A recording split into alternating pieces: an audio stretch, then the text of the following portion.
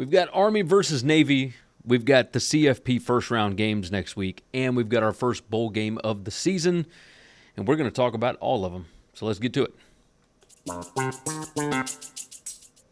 right, I'm your host, Gary Seegers, at GaryWCE on all the different socials. This is Winning Cures Everything. It's a college football podcast, and in these shows, we're breaking down all the different games.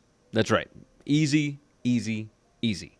So what we do is basically we take about 2 minutes to talk about each game that's coming up, and that's what we're going to do. Next week or this weekend, whatever, we're going to do all the bowl games. Now, we're not going to know all of the opt-outs, etc., right? We're just going to talk about the narrative around the game. We'll figure it all out as we go. So let's go ahead and dive into game number 1. Army versus Navy. As it currently sits, let's go and pull up our stats, our odds. Currently, Army is a 6.5-point favorite in this game. We're just picking this against the spread, so let's make it very easy. I've got Army by 8.68. My spread based on the last 4 weeks of stats actually has Navy favored by a little bit, which I found that incredibly surprising. Navy potentially going to be with a backup quarterback here who just ran all up and down the field in the second half on East Carolina last week. But let's look at the full season stats, see exactly what we got. Army just trounced Tulane last week in the cold up in West Point. Army, actually both of these teams, really, really good on offense. Navy, number 21 in offensive PPA per drive. Army is number 2. So Navy, I think, would be higher if Blake Horvath had not gotten hurt in the middle of the year. The game at Rice, where they had the big, long thunderstorm delay, whatever you want to call it, lightning delay. That's it. Those situations, I think, would have helped Navy's offensive numbers because I think they would have been a little bit better. Navy on defense, the predicted points added, is number 28 per drive, number 30 per play. But they're number 71 in defensive success rate. Not great, right? Army, number 96 in defensive success rate. Number 104 passing, number 94, success rate allowed. How's that? So when you start diving into this, obviously, Army doesn't they don't have a lot of defensive plays given up. They only give up 56.5 defensive plays per game, so defensive snaps. Navy is 68. The strength of schedule, pretty common, pretty typical here, pretty even here. Both teams have played Tulane, both have played Notre Dame, and yet their strength of schedule is still number 91 and number 86. That is just how far the American Athletic Conference has fallen off. Just wild. And it also didn't help that Air Force has not been very good. So you got a lot of common opponents here. Both of them performed pretty equal against everybody except for Tulane. And the more that I think about this, I wonder if Tulane's offense, because good teams have been able to score on Army. I wonder about Darian Mensah and how out he was, because he jumped in that portal quick and he's already committed to Duke and whatnot. This is just me guessing. So I don't know for certain, but it's certainly interesting. I'll say that. So when you look at Navy's offense going against Army's defense, I think they're going to be able to score. I think that Army is going to be able to score on Navy's defense. Neither team very good at stopping the pass, and as it turns out, both are just not good as far as offensive line yards given up and stuff rate. Both defenses not good at that whatsoever. When I break this down, this thing got up to 7 and then got hit back. I'm looking at it right now. It's 6.5 across the board. These games are always close. They're always close. Jeff Monken is up for a couple of jobs. The offensive line coach is now offensive line coach and co-offensive coordinator. He took the Central Michigan job. This thing's been bet up. I think that the numbers would be different if Navy had Horvath all season. I think I'm going to go Navy here. So if we're just taking spread the way it is, I'm going to take Navy plus the 6.5. These games are always close. I say always. Sometimes we have blowouts when you do have one good team and one not good team. But typically they're pretty close. That's the direction that I'm going on this one. Saturday night, we have the Veterans Bowls, the South Alabama Jaguars and the Western Michigan Broncos. And this one opened at 10.5. It got bet all the way up to 11.5. That is where I bet it. I bet Western Michigan at plus 11.5. This thing is now down to 7.5. There's some 8s out there. I see DK and Caesars both have 8. BetMGM, FanDuel, ESPN Bet, those have 7.5. So let's call it 7.5 for now. Gio Lopez is probably not going to play, it looks like. So Bishop Davenport, the backup quarterback for South Alabama, he's going to be the quarterback here, we think. Again, highly volatile part of the year. But that's who we think is going to play. South Alabama's offense is, their numbers are fantastic. If you look here, number 13 in offensive PPA per drive, that's predicted points added per drive. Number 10 per play. They're number 9 in offensive success rate. And then you get down and you break it down just on each individual stat. Number 31 in yards per attempt throwing the ball. Number 29 in QBR. They are number 4 in PPA per rush. They are number 7 in rushing success rate. They're really, really good on offense. The numbers do drop quite a bit when Davenport's in there because Lopez is just fantastic. He's really good. On the other side, Western Michigan is really good on offense. South Alabama is okay on defense. They're not great by any stretch of the imagination. Number 58 in defensive success rate allowed, but they are not good against the pass. Right, number 67 PPA allowed per pass, number 86 yards allowed per attempt, number 78 in QBR. Well, Western Michigan, yeah, they're able to do that as well. Number 47, they can throw the ball in PPA per pass, number 47 in yards per attempt, number 37 in QBR. They don't throw it all that often. They're number 101 in pass rate. That's 44.5 times, 44.5% of their offensive snaps are passing plays. So it gets interesting, right? Number 47 in havoc allowed, number 77 for South Alabama. I don't know how motivated South Alabama is. Major Applewhite, not great in bowl games. Obviously, he hasn't had a ton of experience as a head coach, but he took over at Houston and he got fired for their performance in a bowl game. Granted, that was against Army. I don't know if Western Michigan has quite the motivation that Army would, but I still kind of think the number is a little bit high. Anything over 7, I'd probably take Western Michigan. So that's what we'll do for show purposes. We'll take Western Michigan. I haven't seen a ton of opt-outs, a ton of guys transferring, etc. At least not anybody of note thus far. So let's take Western Michigan from that. Right quick, before we jump into the playoff discussion, because I'm going to go through all 4 of those games. Tickets are expensive.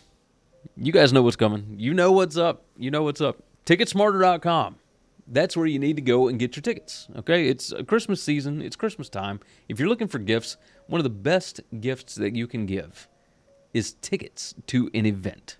Right? Experiences. Sell experiences. That's what people really want. That's the thing that lasts. When you are on your deathbed years and years in the future, are you going to remember the things that you bought or the things that you did? And I think that you should go and see more shows with loved ones. Go and enjoy yourself. Do your thing. So the best way to do that is to save a little bit of money while you're doing it. Ticketsmarter.com. Use the promo code WCE10. It's going to get you $10 off an order of $100 or more. WCE20 is going to get you $20 off an order of $300 or more. Think smarter with TicketSmarter. Easy enough to do. Easy enough to do. Along with that, GoSleeves.com. I'm telling you, it's the best kinesiology technology on the market. Compression sleeves, compression shirts, compression socks. They got this cool gel stuff. And I'm telling you, as a 41-year-old man that has a 6-year-old son that is super into WWE, and he's constantly wanting to wrestle around, I am hurting all the time. But I don't have to, because ghostleaves.com has 15% off if you use the promo code WCE. So I highly, highly recommend it. Go and check it out for yourself. Very easy to do. All right, let's get into the playoff discussion. We got 4 first-round playoff games at home sites. Let's talk about them. First one, I don't know what just happened. That's what just happened. Okay, first playoff game. Indiana goes to South Bend. And the line currently, let's get down to it. The line currently is Notre Dame favored by 7.5. Again, all we're doing here is picking against the spread.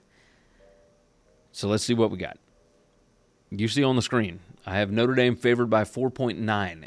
The spread based on the last 4 weeks of stats, I've got Indiana favored by like 10 points. Now, that is a highly volatile statistic because you're using an incredibly short sample size, okay? So the last 4 weeks is not necessarily to bet on. It's just to give you an idea of how well a team is playing recently. Both of these teams have pretty weak strength of schedule, if we're being completely honest. Notre Dame, number 59. Indiana, number 67. Now, this is the ESPN strength of schedule. I should probably be doing a composite, factoring in Sagarin, factoring in Massey, etc. I'm going to look into that for next year. But regardless, as far as my power rating is concerned, this thing keeps switching up. Right now, I've got Notre Dame power rated number 2. I've got Indiana power rated number 9. I find that interesting, but regardless, is what it is. So, looking at this, there's not a big advantage for either one of these teams. You know, Indiana, number 1 in PPA per pass on offense. Notre Dame's defense is number 1 in PPA allowed per pass. Number 1 allowed, or QBR allowed, versus number 1 in QBR. Like, it's massive numbers. Indiana not as good at running the football, number 41 in PPA per rush. Well, Notre Dame is number 61 in that. Here's where it gets kind of tricky.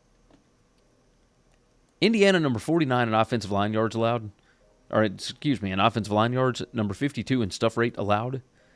Notre Dame is number 59 in offensive line yards allowed, but only number 99 in stuff rate. Now, here's the issue. Notre Dame's schedule included Army and Navy. It is almost impossible to get stuffs against an offense like that, against the triple. I don't even know what you do. So some of these numbers are a little bit skewed here. When you look at the talent discrepancy, Notre Dame number 10, Indiana number 57. We saw Indiana against Ohio State, and we saw them against Michigan. Those are the 2 games this year where Indiana was barely able to run the ball, and they couldn't really pass block all that well. I think they got held to 3 points in the second half against Michigan. After that first drive, they got held to nothing, like 150 yards total offense against Ohio State for that entire game. Now you're going up against a motivated Notre Dame team. This is a playoff game. Huge game at home. I think Notre Dame's offensive and defensive line are built more like Ohio State and Michigan than they are some of these teams that Indiana has just throttled. So I know that the spread that I've got here says that we should not be betting Notre Dame here. I think Notre Dame wins this by more than 7.5. I'm going to take Notre Dame to cover the spread here. That takes us over to Saturday. SMU goes to Penn State. This is another one of those where, okay, has SMU seen anything like this? And the answer to that is not really. Like Clemson, I guess you could say, is similar to Penn State, but they certainly haven't played like it all year. Penn State in the trenches is just significantly better than what SMU is used to dealing with. When you're looking at the talent composite, SMU actually grades out pretty well, number 25. Penn State is number 11. I think when it comes to the line of scrimmage, that's where these games are won, and I don't think that SMU is built for that. But either way, let's look at the number.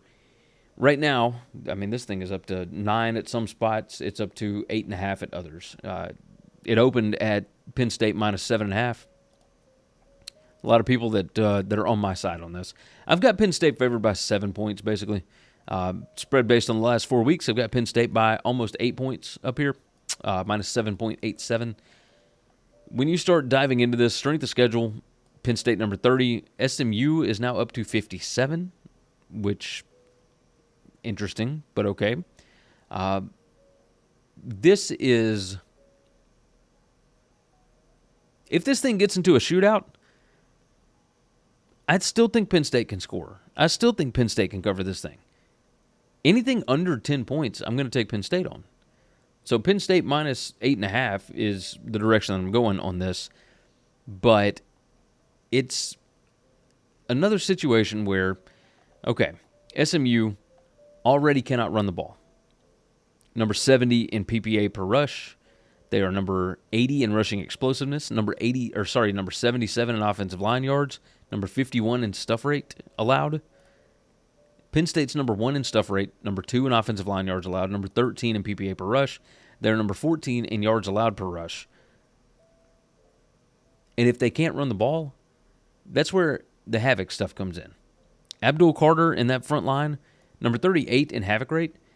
SMU's number 43 in havoc allowed. But I'm telling you, Kevin Jennings is going to be running for his life. I don't think they're going to have a ton of success throwing the ball on Penn State. On the other side, yeah, Penn State's going to run into some problems with this SMU defense. And they've got some NFL guys over there. But Penn State number 15 in offensive line yards, SMU number 19 in offensive line yards allowed. Penn State number 22 in stuff rate allowed, SMU number 23 in stuff rate. I think Penn State's going to be able to get a push at the line of scrimmage, and especially late in this game, you'll see 2-yard runs turn into 4- and 5-yard runs. That's what I'm expecting here. So we will take Penn State minus the 8.5 in this one. They will move on to take on Boise State. Interesting, right? Clemson goes to Austin, Texas. This one's a 4 p.m. game, and I'm very interested in this. The current line on this we got some 11s. We've already moved to 11.5 in several spots, but we are at 11 on this currently. I think it's going to end up closer to 14. Just a guess. This thing opened 11.5. It has moved a little bit. It moved back to 11. There was some Clemson love in the market early, until you start looking at what Clemson has done against the best opposition. I've got Texas favored by 13.21. Based on the last 4 weeks of stats, it's got Clemson by 7.77. The last 4 weeks number is not weighted. It's just stats based. So that's something to pay attention to. I look at this, and I mean, the Clemson numbers are not terrible, right? I mean, they're just, and Texas hasn't exactly proven that they can beat good teams, but is Clemson a good team? I think Clemson is closer to Texas A&M than they are to Georgia, say. And we saw Clemson and Georgia just absolutely demolished Clemson. Georgia did not demolish Texas. They kind of did in the first half of the first game. Aside from that, it's a pretty even series. You played 6 quarters of pretty good football and pretty even football there. So you start looking at this. The Texas numbers, they're not great at running the football, but they have gotten better. They just aren't good against Georgia. I think that's the easiest way to say that. The Wisner kid is actually pretty good. But Clemson, not great at defending the run. Number 77 in PPA allowed per rush. Number 90 in yards allowed per rush. And they're number 116 in rushing explosiveness. Now, I'm not expecting Texas to break off a bunch of explosives, but regardless, we are here, right? Clemson on offense is pretty good. The issue is that's the strength of their team, and that is not nearly as good as what Texas has been doing on defense. there's not a bad number on here. Like you might could say offensive line yards, stuff rate, etc. in favor of Clemson. But do we know what's up with Phil Maffa?